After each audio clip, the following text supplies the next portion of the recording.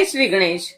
शिव पुराण के श्रवण से देवराज को शिवलोक की प्राप्ति। सोनक जी बोले, हे महाभाग सूत जी, आप धन्य हैं, परमार्थ तत्व के ज्ञाता हैं। आपने कृपा करके हम लोगों को यह बड़ी अद्भुत एवं दिव्य कथा सुनाई है। हमने यह पाप नाशनी, मन को पवित्र करने वाली और भगवान शिव को प्रसन्न करने वाली अद्भुत कथा सुनी और भूतल पर इस कथा के समान कल्याण का सर्वश्रेष्ठ साधन दूसरा कोई नहीं। यह बात हमने आज आपकी कृपा से निश्चय पूर्वक समझ ली है।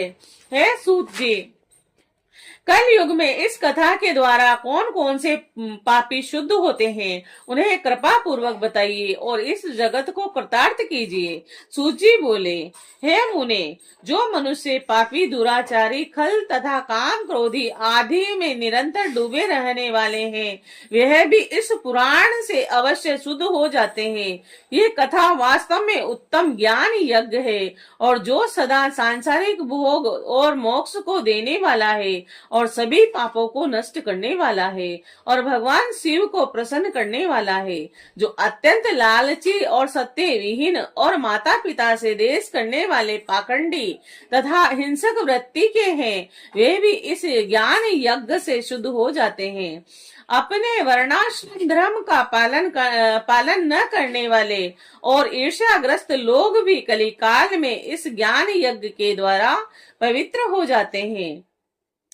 जो लोग छल कपट करने वाले, क्रूर स्वभाव वाले और अत्यंत निर्दयी हैं, कलि युग में वे भी इस ज्ञान यज्ञ से शुद्ध हो जाते हैं और ब्राह्मण के धर्म से पलने वाले तथा निरंतर अभिचार परायण जो लोग हैं, वे भी इस ज्ञान यज्ञ से इस कली काल में भी पवित्र हो जाते हैं। जो मनुष्य सदा पाप कर्मों में लिप्त रहते हैं और शट हैं और वह अत्यंत दूषित विचार वाले हैं, वे कली युग में भी इस ज्ञान यज्ञ से निर्मल हो जाते हैं। दुष्चरित्र और दुर्बुद्धि, उद्दीगन चित्त वाले और देवताओं के द्रव्य का उपभोग करने वाले पापी जन भी कलिकाल में भी इस ज्ञान यज्ञ से पवित्र हो जाते हैं। इस पुराण के श्रवण का पुण्य बड़े बड़े पापों को नष्ट करता है और सांसारिक भोग तथा मोक्ष प्रदान करता है और भगवान शंकर को प्रसन्न करता है। इस संबंध में मुनिगण इस प्राचीन इतिहास का उदाहरण दिया करते हैं और जिनके श्रवण मात्र से पापों का पूर्णता नाश हो जाता है। पहले की बात है,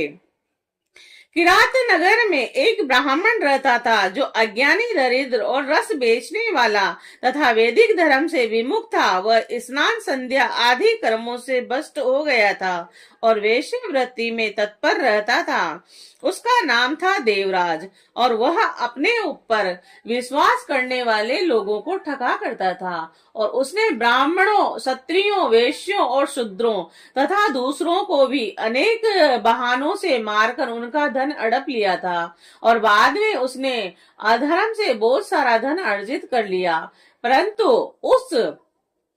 पापी का थोड़ा सा भी धन कभी धर्म के काम में नहीं लगा। एक दिन वह ब्राह्मण एक तालाब पर नहाने गया और वहां शोभावती नाम की एक वेश्या को देखकर वह अत्यंत मोहित हो गया और वह सुंदरी भी उस धनी ब्राह्मण को अपने वशीभूत हुआ जानकर प्रसन्न हुई और आपस में वार्तालाप से उनमें प्रीति उत्पन्न हुई और उस ब्राह्मण ने उस वेश्या को पत्नी बनाना तथा उस वेश्या ने उसे पति बनाना स्वीकार कर लिया और इस प्रकार कामवश होकर वे दोनों बहुत समय तक विहार करते रहे और बैठने, सोने, खाने पीने तथा कीड़ा में वे दोनों निरंतर पति पत्नी की तरह व्यवहार करने लगे। अपने माता पिता तथा पत्नी के बार बार रोकने पर भी पाप कृत्य में संलग्न वह ब्राह्मण उसकी बात नहीं मानता था। एक दिन रात्रि में उस दुष्ट ने ईर्ष्यावश अपने सोए हुए माता पिता और पत्नी को मार डाला और उसका सारा धन हर लिया और वेश्या में आसक्त चित्त वाले उस कामी ने अपना और पिता आदि का सारा धन उस वेश्या को दे दिया और वह पापी अभक्ष्य, भक्षण तथा मद्यपान करने लगा और वह नीच ब्राह्मण उस वेश्या के साथ एक ही पात्र में सदा झूठा भोजन करने लगा। एक दिन घूमता घामता वह देव योग से प्रतिष्ठानपुर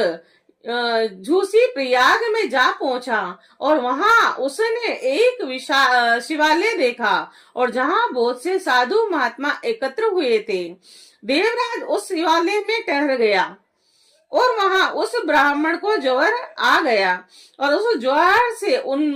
उसको बड़ी पीड़ा होने लगी और वहां एक ब्राह्मण देवता शिव पुराण की कथा सुना रहे थे। ज्वर में पड़ा हुआ देवराज ब्राह्मण के मुखारविंद से निकली हुई उस शिव कथा को निरंतर सुनता रहा।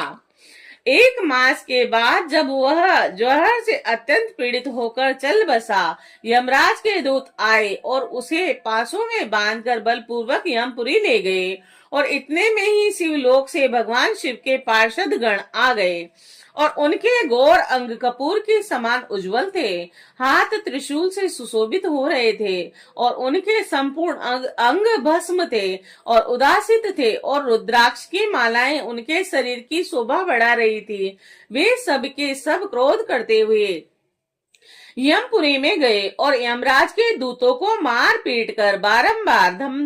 धमकाकर उन्होंने देवराज को उनके चुंगल से छुड़ा लिया और अत्यंत अद्भुत विमान पर बिठाकर जब वे शिवदूत कैलाश जाने को उद्युक्त हुए, उस समय यमपुरी में बड़ा भारी कोलाहल मच गया।